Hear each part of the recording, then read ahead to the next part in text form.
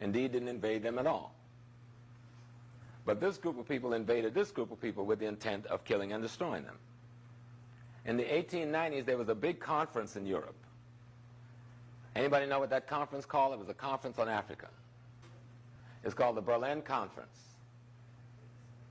When you study Africa, you will find that the First World War was fought over Africa, and so was the Second World War. Of course, you'll be confused, and somebody will tell you the Second World War was fought over the Jewish presence in Europe. That's not true. What happened to the Jews was a historical incident, but that's not why the war was fought. They'll tell you the First World War was fought because somebody shot the Duke of Austria, and in the history book, that lie is perpetuated, the shot that was heard around the world. Have anybody ever heard the shot that was heard around the world? And you know about the shooting of the Duke of Austria? Have anybody ever explained who shot him to you? Have they ever explained to you why the Duke was shot? Have they ever explained why shooting this Duke would start the First World War? They just throw it out there. The shot heard around the world, the killing of the Duke of Austria, and somehow that is equated to being what started the First World War. But no one goes back to the 1800s. And no one goes back to the white missionaries all over Africa who's posing as missionaries but sending back logistical information on what river is the best and most navigable, where is the mineral, the geologists they are sending back, where is the mineral resources. Others are saying, what is the best farmland, and so forth and so on.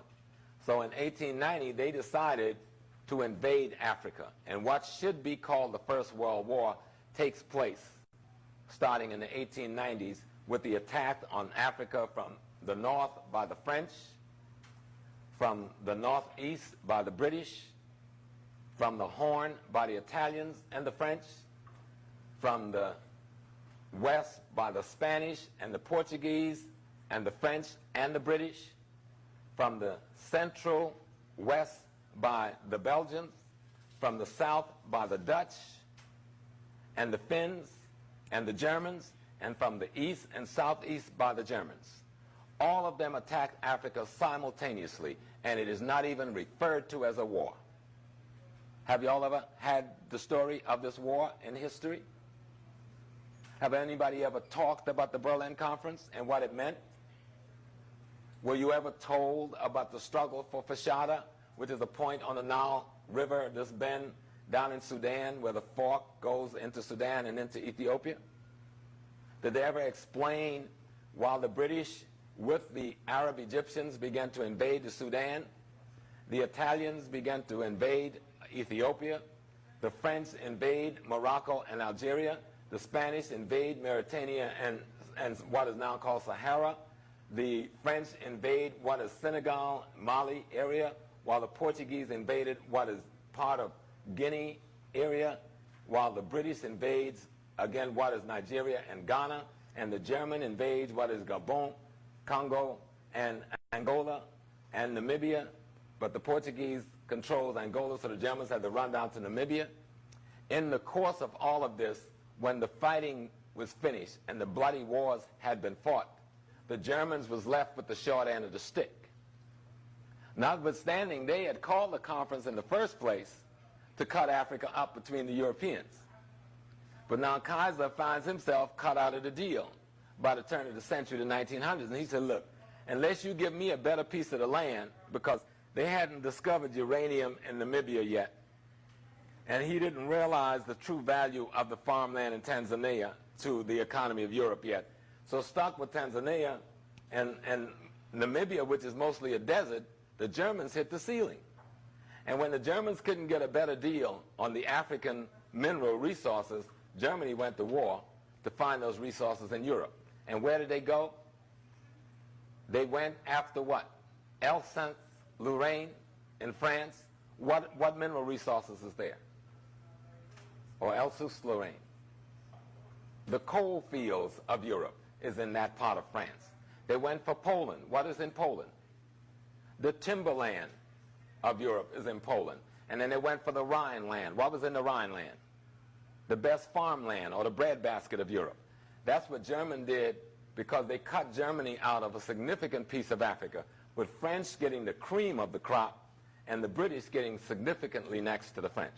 The Portuguese had Angola and Mozambique and the Guinea-Bissau and the Cape Verdes.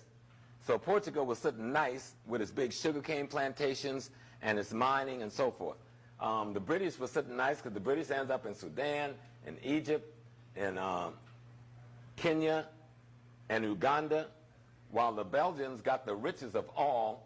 Leopold, the king of Belgium, gets Zaire, or what was then the Congo, which was the center of mineral wealth at that point. And in all of this, the African is launching fierce resistance. These wars are lasting for decades, but it's not even called a war. Some great generals are born and die in these wars.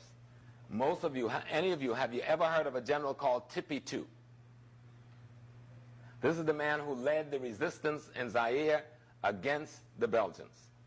An enormous war being fought with bows and arrows against cannons and rifles.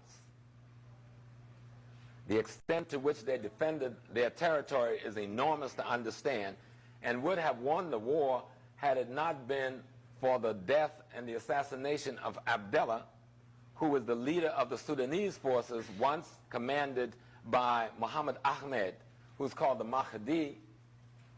And Abdallah got caught blind at his back by the British and the Egyptians because the Ethiopians capitulated, and instead of defending the flag coming from the east, took money to stay neutral.